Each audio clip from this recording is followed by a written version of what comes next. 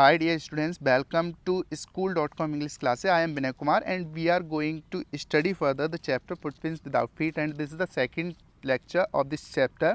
I hope that you will have watched the first lecture of this chapter. I have told you to find out the answer of this question in that lecture, and I hope that you would have found. Now we are going to start. Before we start, we will revise the story so that we can connect.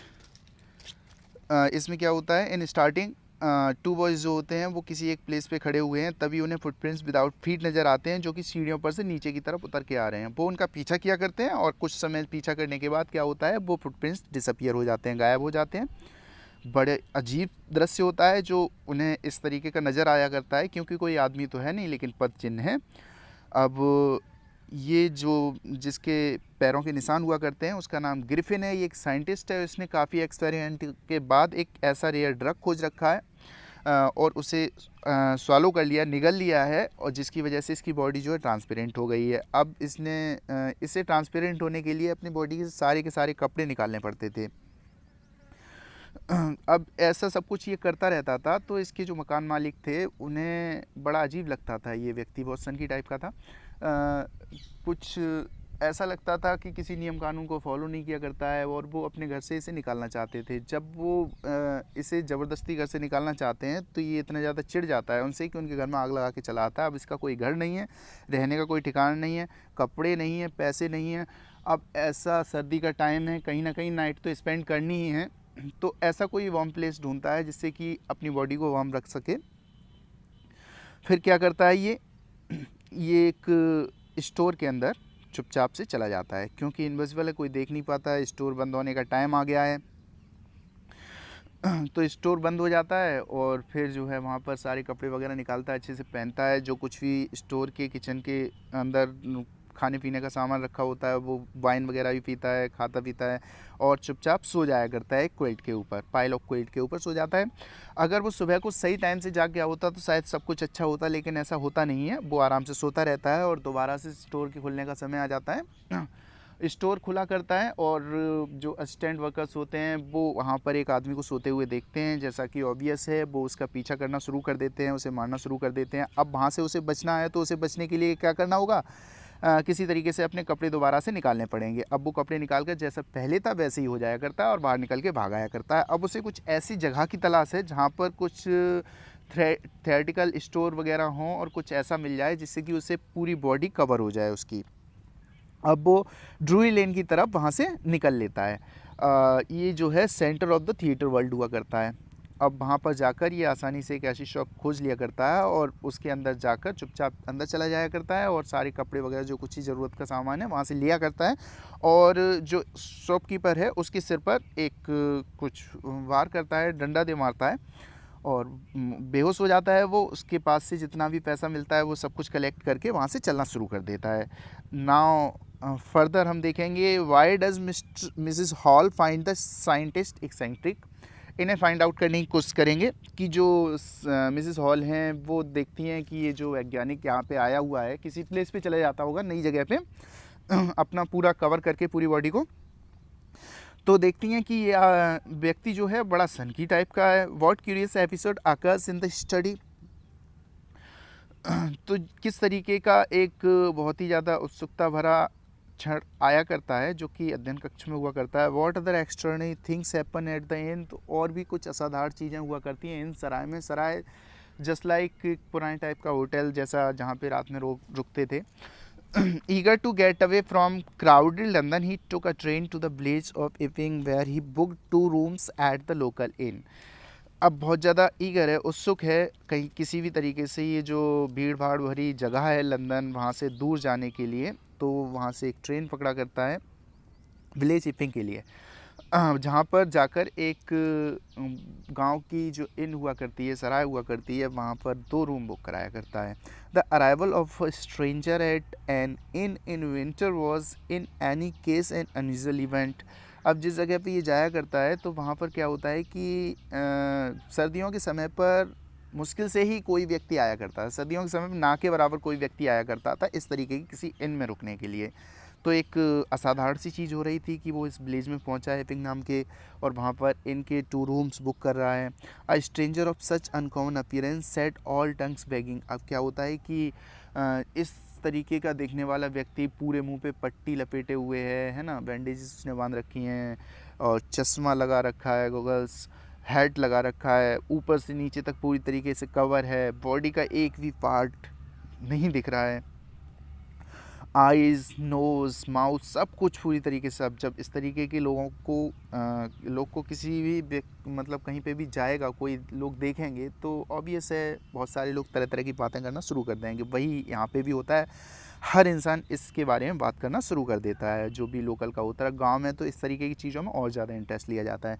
Mrs Hall the landlord's wife made every effort to be friendly. अब क्या होता है, Mrs hall जो हैं वो landlord जो wife है, landlord की वाइफ है, ऑब्वियसली जो इन है जिसमें ये रह रहा है उसकी असली मालिक तो यही है। Made every effort to be friendly, वो हर कोशिश किया करती हैं कि किसी भी तरीके से इससे मित्रवत व्यवहार किया जाए, इससे बातचीत की जाए, है ना। But Griffin had no desire to talk and told her my reason for coming to Iping is a desire to solitude. लेकिन ग्रिफिन जो है वो किसी भी तरीके से उससे बात नहीं करता, और उससे ये कह दिया करता है कि मैं यहाँ पर क्यों आया हूँ, आपको शायद पता नहीं है। मैं यहाँ पर इसलिए आया हूँ क्योंकि मुझे एक एकांत चाहिए, मैं शांत, मतलब एकदम शांति में रहना चाहता हूँ। I do not wish to be disturbed in my work. मैं नहीं चाहता कि कोई आकर मेरे काम में दखल दे। Besides an accident has affected my face. हाँ, और अगर आपको जानना है कि मैं ये पट्टी वगैरह क्यों बांधे हुआ हूँ, तो एक एक्सीडेंट है, उसकी वजह से मेरा जो फेस है उस पर प्रभाव पड़ा है, जिसकी वजह से। Satisfied that her guest was an eccentric scientist and in view of the fact that he had paid her in advance, Mrs. Hall was prepared to excuse his stranger habits and irritable temper. अब क्या होता है कि ये समझ जाती हैं कि ये बहुत ही ज़्यादा सन की वैज्ञानिक है, इन सारी चीज़ों को ध्यान में रखते हुए कि उसने जितना भी पैसा था वो पहले ही पे कर दिया है।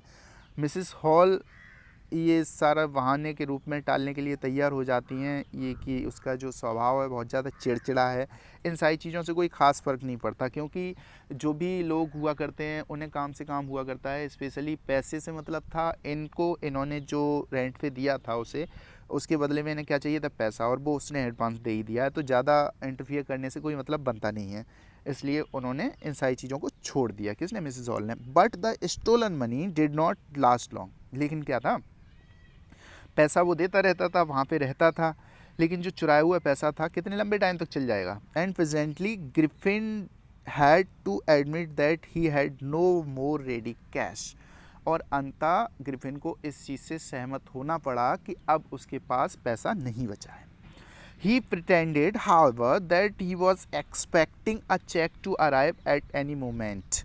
उसने बहाना बनाया, शायद झूठ बोला होगा, कि जल्दी ही उसके पास कोई एक चेक आने वाला है, किसी भी क्षण वो, किसी भी टाइम वो आ सकता है ना। Shortly afterwards a curious episode occurred. फिर क्या होता है, कुछ ही समय बाद एक और उत्सुकता भरा क्षण आया करता है। Very early in the morning, a clergyman and his wife were awakened by noises in the study.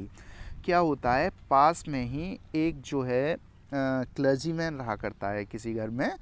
Clergyman कौन होते हैं, जो चर्च में पादरी वगैरह होते हैं, तो वो रहा करता है। उसके यहाँ पर एक अजीब सी घटना घटित होती है। Creeping down stairs they heard the chink of money being taken from the clergyman's desk. ये घटना जो घटित होती है वो उसके अध्ययन कक्ष में हुआ करती है। सुबह के टाइम, ऑलमोस्ट 4 o'clock नाइट का ही टाइम होगा, तो वहाँ पर कुछ पैसों के खनकने की आवाज़ सुनाई दिया करती है। एक डेस्क के अंदर जो कुछ पैसे रखे हुए हैं वहाँ से निकलकर उनके खनखनाहट। Without making any noise and with the poker grasped firmly in her hand the clergyman plunge open the door surrender. क्या होता है कि वो जो चुपचाप जब देखते हैं कि कोई आदमी है, हो सकता है चोर वगैरह आया हुआ हो और वो कुछ चोरी कर रहा है वहाँ पे, तो उसे पकड़ने के लिए धीरे धीरे हाथ में एक छड़ी लेकर आगे बढ़ते हैं, और एकदम तेज से धक्का मार के दरवाज़ा खोलते हुए कहते हैं surrender. Then to his amazement he realize that the room appear to be empty. अरे ये क्या? अब अगर कोई भी किसी भी रूम के अंदर हरकत कर रहा होगा, पैसे वगैरह खनक रहे होंगे, तो ऑब्वियस है कोई ना कोई आदमी होगा। लेकिन जब वो उस तरीके से वहाँ पर पहुँचा करते हैं, रूम को खोलते हैं, तो वहाँ कोई नहीं होता, रूम पूरी तरीके से एम्प्टी होता है, खाली होता है। And his wife looked under the desk. अब वो सोचती है कि कहीं ऐसा तो नहीं वो डेस्क वगैरह के नीचे छिप गया हो। एंड बिहाइंड द कर्टेन्स, फिर वो पर्दे के पीछे देखा करती है। And even up the chimney, chimney के पीछे देखा करती है, वहाँ पे आसपास हो। There wasn't a sign of anybody, लेकिन वहाँ कोई भी नहीं होता। Yet the desk had been opened and the housekeeping money was missing. अरे जो डेस्क होती है वो तो खुली हुई है, इसका मतलब ऑब्वियस है कोई ना कोई तो आया है ना। और वहाँ पर जो भी घरेलू रोज़मर्रा के सामान के लिए जो पैसा वहाँ पे रखा होता है वो गायब है। एक्स्ट्राऑर्डिनरी अफेयर, बड़ी अजीब बात है। The clergyman kept saying for the rest of the day, बड़ी अजीब बात है, ये आखिरकार हुआ कैसे, है ना। वहाँ पे रूम में गया तो कोई था नहीं, लेकिन पैसा गायब। Extraordinary affair, but it was not as extraordinary as the behaviour of Mrs Hall's furniture a little later that morning. अरे ये जो घटना घटित हुई थी, ये वाकई में एक असाधारण चीज़ थी, लेकिन उस उतनी असाधारण नहीं थी, उतना एक्स्ट्राऑर्डिनरी नहीं था जितना कि मिसिस हॉल के फर्नीचर के साथ हुआ था। थोड़े ही समय के बाद, ये मॉर्निंग का टाइम था, जस्ट आफ्टर सम टाइम क्या होता है, मिसिस हॉल का फर्नीचर जो होता है वो अजीब तरीके की हरकतें करने लग जाता है। The landlord and his wife were up very early, क्या होता है कि बहुत जल्दी ही लैंडलॉर्ड और उसकी पत्नी जाग जाया करते हैं। एंड हुआ surprise to see the scientist door wide open, और क्या देखते हैं कि जो साइंटिस्ट है उसका दरवाज़ा पूरी तरीके से खुला हुआ है। Usually it was shut and locked, पहले क्या हुआ करता ना, ये केवल बंद ही नहीं रहता था बल्कि लॉक भी रहा करता था अंदर से। And he was furious if anyone entered his room, और लॉक इसलिए रखा करता था, अगर बिना बताए कोई भी उसके रूम के अंदर चला गया तो बहुत ज़्यादा गुस्सा आ जाया करता था। The opportunity seem too good to be missed. अब क्या था कि मिसेस हॉल और मिस्टर हॉल के लिए ये जो अवसर था, क्योंकि दरवाज़ा पूरी तरीके से खुला हुआ था, वो अंदर देखना चाहते थे कि वो किस तरीके से रहता है, क्या क्या किया करता है, तो इतना अच्छा अवसर लगा, उन्होंने सोचा इस अवसर को हाथ से जाने ना दिया जाए। दे पियर्ड राउंड द डोर, उन्होंने क्या किया, उस दरवाजे से जाकर धीरे से झांकना शुरू कर दिया। सो नोबडी, जब अंदर झांका तो कोई भी नहीं था। एंड डिसाइडेड टू इन्वेस्टिगेट, तो उन्होंने सोचा कि जाकर अंदर देखा जाए आखिरकार ये गया कहाँ। रात का समय, the bed clothes were cold showing that the scientist must have been up for some time. उन्होंने, जब हम सर्दियों के समय में बिस्तर पर लेटे रहते हैं तो बिस्तर काफ़ी गर्म रहता है। अब इन्होंने ये चेक करने के लिए कि वो कितने टाइम पहले उठकर यहाँ से चला गया है, बिस्तर पर हाथ रख के देखा तो बिस्तर पूरी तरीके से क्या था, ठंडा हो चुका था। And stranger still the clothes and bandages that he always wore were lying about the room. और क्या था, जो उसकी जो स्ट्रिप्स वगैरह थी, कपड़े वगैरह थे, हमेशा पहने रहा करता था, वो अभी एक साइड पे पड़े हुए थे। All of a sudden Mrs Hall heard a sniff close to her ear. क्या होता है, मिसेस हॉल को किसी के सांस लेने की, सूंघने की आवाज़ जो है सुनाई देती है। शांत होता है ना मॉर्निंग टाइम में काफ़ी एटमॉस्फियर, तो उसी टाइम की ये बात है। तो शोर शराबा है नहीं, सांस की भी आवाज़ आ रही है, किसी की आवाज़ सुनाई दी, लेकिन वहाँ पे है कुछ भी नहीं। A moment later the head of the bed post leaped up and dashed itself into her face. एक क्षण के बाद ही क्या होता है, वहाँ पर जो एक हैट रखा होता है खुद ही उछला करता है, ऑटोमेटिक अपने आप उछलता है और उछल के मिसेस हॉल के फेस पर लगता है। Then the bedroom chair became alive. और अब क्या होता है, जो बेडरूम में पड़ी हुई चेयर है उसमें जान आ जाती है। Springing into the air it charged straight at her legs foremost. एकदम हवा में उछला करती है, ऊपर उठ जाया करती है, अपने पैरों को सीधा कर लिया करती है, पैरों की तरफ से आया करती है मिसेस हॉल की तरफ। As she and her husband turned away in terror the extraordinary chap pushed them both out of the room and then appeared to slam and lock the door after them. होता क्या है, वो chair धीरे धीरे Mrs Hall और उनके husband की तरफ बढ़ना शुरू कर देती है, उन दोनों लोगों को धक्का लगाती है है ना। अब ऐसे सिचुएशन में क्या होता है कि हम लोग अपना पूरी तरीके से कंट्रोल अपनी बॉडी के ऊपर खो दिया करते हैं, भागना चाहते हैं, डरना चाहते हैं, लेकिन कभी कभार हमारी बॉडी किसी भी तरीके कोई रिएक्शन नहीं देती है। इसी तरीके के शॉक्ड ये दोनों लोग खड़े होते हैं। अब क्या है, ये चेयर जो है इन लोगों में धक्का लगाती है, वहाँ पे कोई नहीं होता, ये चेयर ही जो कुछ है वो सब कुछ कर रही है उनकी नज़र में, Mrs hall and mister hall की नज़र में। अब वो इन्हें धक्का लगाकर गेट के बाहर कर दिया करती है, और अचानक ही धड़ाम से जो रूम के गेट हैं वो बंद हो जाया करते हैं, डोर बंद हो जाता है। Mrs hall almost fell down the stairs in hysterics. उन्हें तो ऐसा लग रहा है मेरी दौड़ा पड़ा हो, और वहाँ पे स्टेयर्स पे वो पड़ी हुई हैं, गिर जाती हैं। She was convinced that the room was haunted by spirits. अब क्या है, इतना सब कुछ होने के बाद ऑब्वियस है कोई भी व्यक्ति ये सोचेगा कि भूत है। वही ये सोचा करती है मिसेस हॉल कि ये जो है इसमें बुरी आत्माएं आ गई हैं इस रूम में, and that the stranger had somehow caused this to enter into her furniture. और ये सब कुछ जो हुआ है वो किसने किया है, ये सारा का सारा जो किया धरा है वो है इसी अजनबी का, जिसने उसके फर्नीचर में आत्मा को प्रवेश करा दिया है। My poor mother use to sit in that chair, she moaned. वो बेचारी रो रही है, विलाप कर रही है, वो कह रही है मेरी बेचारी माँ इस चेयर पे बैठा करती थी। To think it should rise up against me now. अरे समझ नहीं आता, जिस चेयर पे मेरी माँ बैठा करती थी वही चेयर मेरे खिलाफ विद्रोह में खड़ी हो गई है ना, मेरे खिलाफ इसने मुझे मारना शुरू कर दिया। ऐसा कैसे हो सकता है, मेरी माँ की आत्मा मुझे नहीं मारेगी। The feeling among the neighbours was that the trouble was caused by witchcraft. अब क्या है, जब इस तरीके की घटनाएं होती हैं बहुत तेज़ी से फैला करती हैं, पड़ोसी जो हैं वो बहुत अच्छी अच्छी राय लेकर आया करते हैं, तो उन लोगों को क्या मानना है कि यहाँ पर ज़रूर कोई जादू वगैरह है, जादू टोना हो रहा है। बट विचक्राफ्ट और not, when news of the burglary at the clergyman's home became known, the strange scientist was strongly suspected of having had a hand in it. हाँ वो चलो वो तो बात अलग थी, लेकिन जब बात आई चोरी की जो कि क्लर्जीमैन के यहाँ पर हुई थी, पादरी के यहाँ पर, तो सबसे ज़्यादा जो संदेह किया जा रहा था, जिसका नाम आ रहा था संदेहास्पद, वो कौन था, यही अजनबी वैज्ञानिक था, है ना। इस पे सबसे ज़्यादा संदेह हो रहा था, सबसे ज़्यादा डाउट था लोगों को कि हो ना हो इसी का हाथ हो सकता है इस चोरी में।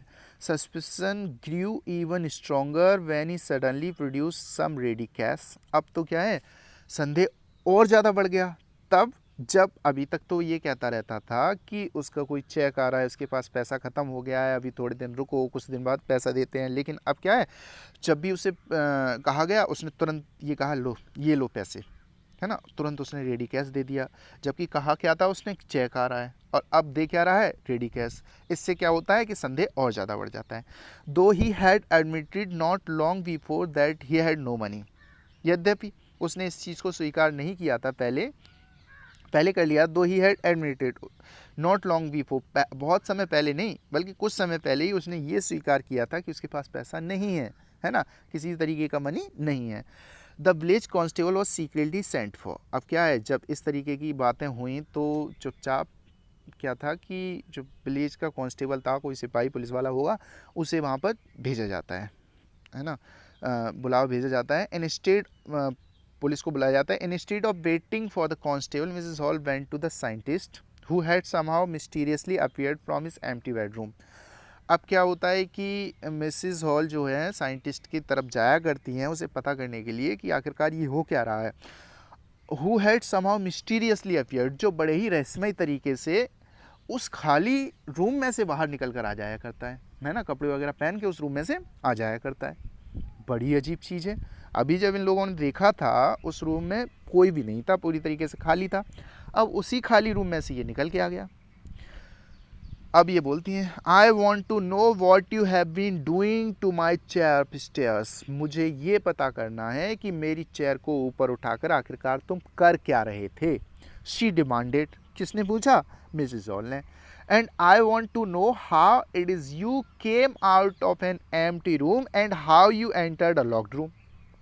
अच्छा, एक दूसरी बात ये बताओ कि तुम खाली रूम में से आखिर बाहर आए कैसे, और जब रूम अगर खाली नहीं था, तुम बाहर से गए, ठीक है ना, तो अंदर से तो रूम बंद था, तो तुम लॉक्ड रूम में अंदर गए कैसे। इन चीज़ों के आंसर दो मुझे। अब ये बड़ी शॉकिंग थिंग्स नहीं। The scientist was always quick tempered. जो साइंटिस्ट, जैसा कि हमने आपको बताया, ये हमेशा से ही कैसा रहा था, बहुत ही ज़्यादा जल्दी गुस्सा आ जाने वाले व्यक्तियों में से हाल तुरंत ही गुस्सा आ जाया करता था। Now he became furious. अब क्या था कि बहुत ज़्यादा चिढ़ गया। यू डोंट अंडरस्टैंड हु और what I am, he shouted. चिल्लाया बहुत तेज। तुम्हें ऐसा समझ नहीं आता कि मैं कौन हूँ, है ना? Very well, I will show you. ठीक है, कोई बात नहीं है, मैं तुम्हें दिखाता हूँ कि मैं आखिरकार हूँ कौन। Suddenly he threw off bandages, whiskers, spectacles and even knows.